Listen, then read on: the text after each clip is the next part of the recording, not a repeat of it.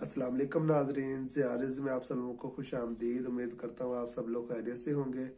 चलते हैं आज के टॉपिक की तरफ। जाती है तो फिर रफ़ा दैन की जरूरत क्यों है? इसलिए कि नबी इस्लाम की सुन्नत को आप छोड़ नहीं सकते। तरीके को एक सुन्नत वो है जो नमाजों के साथ सुन्नतें हैं। इसी तरीके से सोमवार का रोजा रखना सुन्नत, जुमेरात का रोजा रखना सुन्नत। ये सुन्नत तरीके के मानों में नहीं आती, ये सुन्नत नबी इस्लाम के अमल के मानों में आती है। अब फर्ज नमाज है, फर्ज नमाज का एक ढांचा है ना। अब अगर मैं ये कहूं कि फजर की नमाज पढ़ना सुन्नत है तो आप कहेंगे नहीं, फजर की नमाज पढ़ना फर्ज है। तो मैं फिर अगर आपसे ये पूछूं कि क्या हुजूर नमाज नहीं पढ़ते थे फजर की, तो आप कहेंगे हाँ पढ़ते। तो फिर सुन्नत भी तो हुई ना, हुई ना। यहां सुन्नत होगी तरीके के मानों में। समझ आ गई? इंटेंसिटी की जब बात करेंगे ना तो फिर फजर के दो फर्ज सुन्नत नहीं है, वो फर्ज है। और तरीके की बात करेंगे तो सुन्नत है। अब फर्ज जो है वो आपने किस तरीके से अदा करना है कि हाथ सर पे बांधने या कमर पे बांधने। फर्ज को सुन्नत तरीके पे अदा करना होगा ना।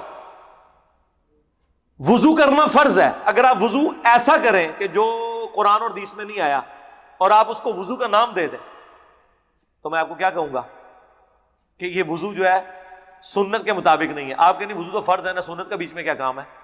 भाई सुन्नत तरीके के मानों में। इस तरह रफुल यदैन करना फर्ज नमाज में नमाज पढ़ने का सुन्नत तरीका है।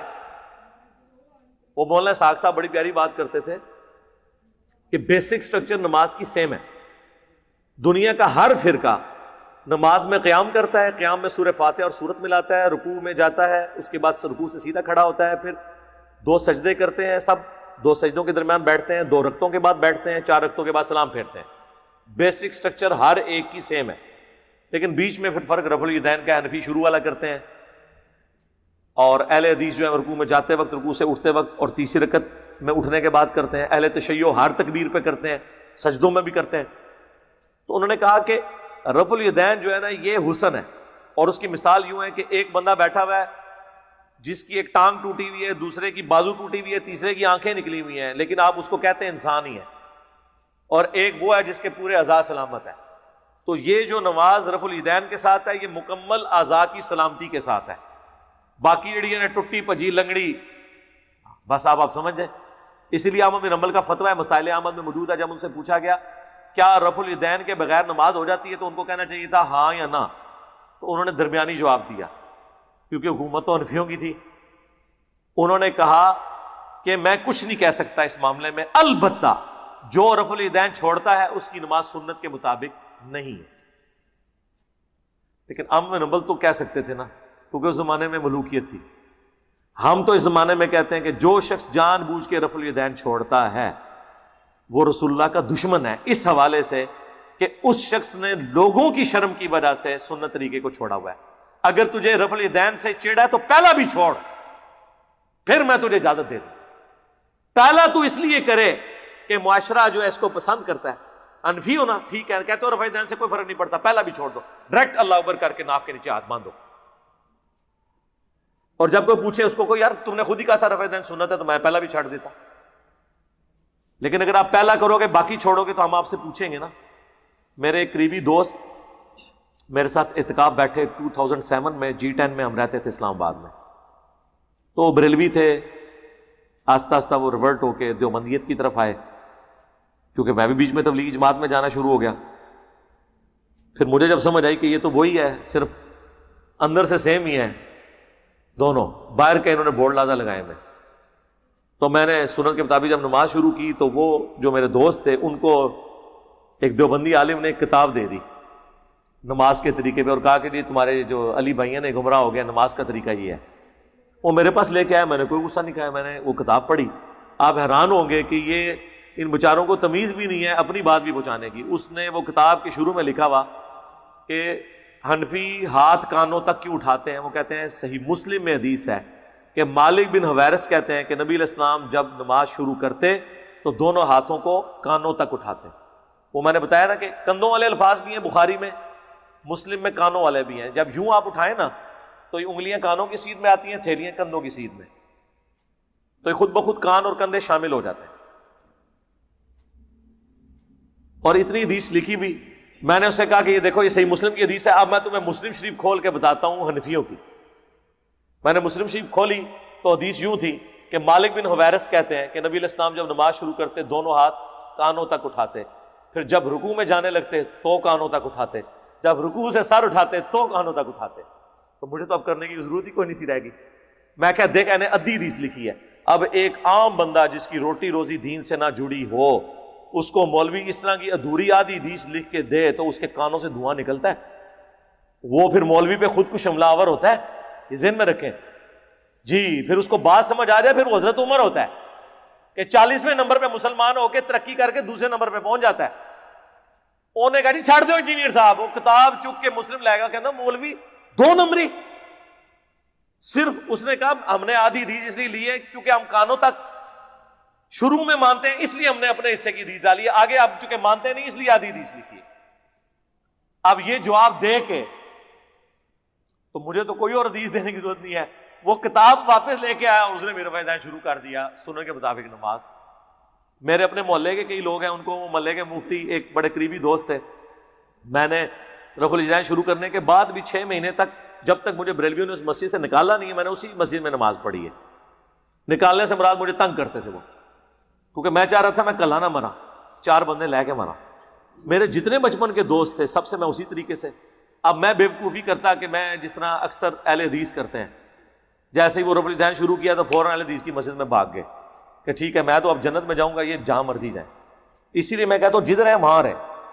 ایک ایک کر کے میں نے سب دوستوں سے, انہوں نے کہا یار یہ کوئی نئی مخلوق نہیں بنا, نجدی نہیں ہوا, اس کو کچھ نہیں ہوا, ٹھیک ہے. پھر میں نے ان کو گھر بلایا, میں نے کہا یار تم لوگ تو مجھے تو جانتے ہو نا, بھابی تو گستاخی رسول ہے, میں تو نہیں ہونا, کوئی میری گستاخی دیکھی ہے نہیں. میں نے کہا یار یہ دیکھ لو, یہ بریلویوں کی بخاری مسلم ہے, میں آپ کو بتاتا ہوں نماز کا طریقہ یہ ہے. اگر آپ اس کا جواب اپنے علماء سے لے آؤ تو میں تو دیکھو تمہارے پیچھے نمازیں ان کے پیچھے پڑھ رہا ہوں, میں تمہیں مسلمان سمجھتا ہوں, کوئی مسئلہ نہیں ہے. لیکن مجھے حق پتہ چلا, میں تمہیں بتانا چاہتا ہوں, ان میں دعوت اسلامی والے بھی تھے. وہ ایک مفتی صاحب کے پاس گئے, انہوں نے کہا جی وہ گھوڑوں کے دموں والی حدیث ہے صحیح مسلم میں. میں نے اسے صحیح مسلم دی, میں نے کہا, انہوں نے تو کہنا ہے, میں اے پھڑ اے لکھی ہے وچ, جا کے انہوں نے دکھا. وہ مفتی 25 سال سے وہاں پہ پڑھا رہا تھا. اس نے جب حدیث پڑھی نا, اور اس کے اوپر امام نبوی کا باب تھا کہ سلام پھیرتے وقت جو ہے وہ ہاتھوں کو اٹھانا اور نماز میں سکون کرنے کے معاملے میں, وہ تو سلام پھیرتے وقت صحابہ کرام ایک دوسرے سے ہاتھ بھی ملا لیتے تھے. حدیث جابر بن سمورہ والی, انہوں نے جب پوری پڑھی اس میں اینڈ میں لکھا ہے کہ نبی علیہ السلام نے ہمیں کہا کہ اپنے ہاتھ زانوں پہ ہی رکھو. کوئی گھوڑوں کے دموں والی حدیث ہمیں بتائے نا, ہم بڑے خوش ہوتے ہیں, ہمیں پتا ہوتا ہے اب یہ رفع الیدین شروع کر دے گا, کیونکہ جب وہ پڑھے گا نا کہ یہ تو سلام پھیرتے وقت رفع الیدین تھا, وہ تو چانڈ سے بھی رفع الیدین ہی ہوتا ہے, ہاتھ اٹھانا, اور وہ اس کو پڑھ کے وہ والے رفع الیدین پہ لگا رہے تھے. جب انہوں نے پڑھا, مفتی نے پڑھا نا, وہ بھی حیران ہو گیا, کہتا ہے اچھا ہے بھی یہ لکھا ہے, وہ ہے نا اتنے ہی رہ گیا. علماء یہودی طرح اوس اور خزرج کو ہدایت مل گئی, اس منڈے نے رفع الیدین شروع کرتا. ٹھیک ہے, اس لیے علیحدہ نہیں ہونا جب تک کہ آپ کا اکرام مسلم نہ کرے, آپ نے علیحدہ نہیں ہونا. اور اب اگر اکرام مسلم بھی کوئی کرے نا, کوئی مسئلہ نہیں ہے. ہمارے کئی لوگ ہیں جن کو تحریک لبیک والوں نے تنگ کیا ہے, یہاں فون کیا جی علی بھائی یہ کرتے ہیں. ہم نے کہا کوئی مسئلہ نہیں ہے, ایک اپلیکیشن لکھ دیں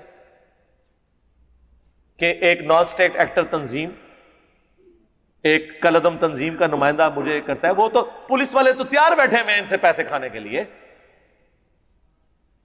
کوئی دیوبندی بریلوی اہل حدیث شیعہ آپ کو مسجد میں نماز پڑھنے سے منع کرے, ایک اپلیکیشن لکھ کے دیں. آپ صرف اس کو یہ کہہ بھی دیں کہ میں اپلیکیشن لکھنے لگوں, آندہ وہ آپ کو تنگ بھی نہیں کرے گا. وہ زمانے گئے, یہ اب زمانہ ہے رد الفساد اور ضرب عزب کا.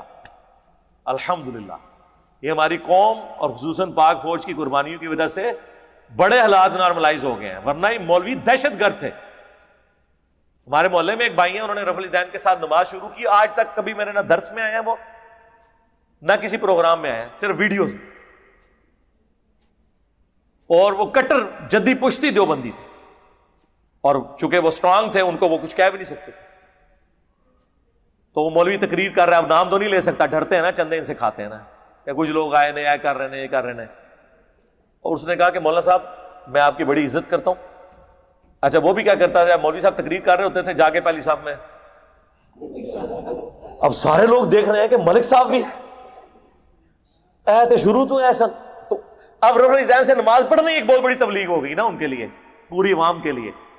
تو لوگ کہتے ہیں مولوی نو یار کچھ نہیں کچھ کہنا, انہیں پھر تقریر کر چڑی کیڑے کرتے ہیں اپنی مسجد جا کے نماز پڑھو. انہیں اسلام پھر کے ان کا حضرت صاحب یہ ساری اپنی مسجد ہے, اپنی مسجد کیڑی ہوتی ہے, یا تو اتنے لکھ کے لاؤ نا تسی کہ اتنے صرف تھوڑے فرقے کا بندہ, یہ کون لکھ کے لگا سکتا؟ یہ تو لکھ کے لگاتے ہیں یہاں کا امام جو ہے وہ اس مسلک سے ہوگا, مقتدی کا کہیں نہیں لکھا ہوتا. ہاں